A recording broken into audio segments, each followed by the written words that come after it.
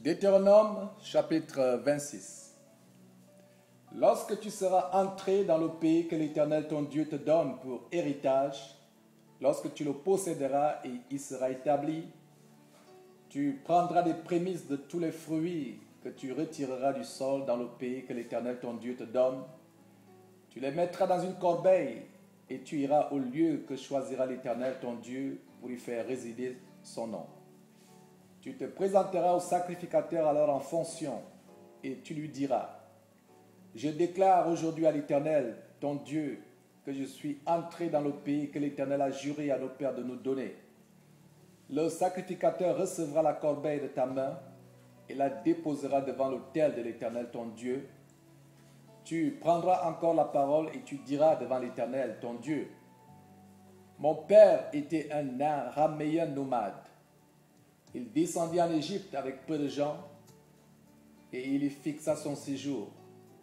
Là, il devint une grande nation, puissante et nombreuse. Les Égyptiens nous maltraitèrent et nous opprimèrent, et ils nous soumirent à une dure servitude. Nous criâmes à l'Éternel, le Dieu de nos pères. L'Éternel entendit notre voix, et il vit notre oppression, nos peines et nos misères. Et l'Éternel nous fit sortir d'Égypte à main forte et à bras étendus, avec des prodiges de terreur, avec des signes et des miracles. Il nous a conduits dans ce lieu, et il nous a donné ce pays, pays où coule le lait et le miel. Maintenant voici, j'apporte les prémices des fruits du sol que tu m'as donnés, ô Éternel. Tu les déposeras devant l'Éternel, ton Dieu, et tu te prosterneras devant l'Éternel, ton Dieu. Puis tu te réjouiras avec le Lévite et avec l'étranger qui sera au milieu de toi pour tous les biens que l'Éternel ton Dieu t'a donnés à toi et à ta maison. Lorsque tu auras achevé de lever toute la dîme de tes produits, la troisième année, l'année de la dîme, tu la donneras aux Lévites, à l'étranger, à l'orphelin et à la veuve. Et ils mangeront et se rassasieront dans tes portes. Tu diras devant l'Éternel ton Dieu: j'ai ôté de ma maison ce qui est consacré, et j'ai donné aux Lévites, à l'étranger, à l'orphelin et à la veuve, selon tous les ordres que tu m'as prescrits. Je n'ai transgressé ni oublié aucun de tes commandements. Je n'ai rien mangé de ces choses pendant mon deuil.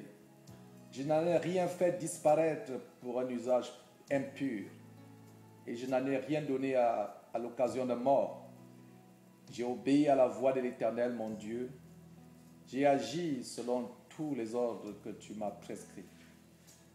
Regarde de ta demeure sainte des cieux et bénis ton peuple d'Israël et le pays que tu nous as donné, comme tu l'avais juré à nos pères, ce pays où coule le lait et le miel.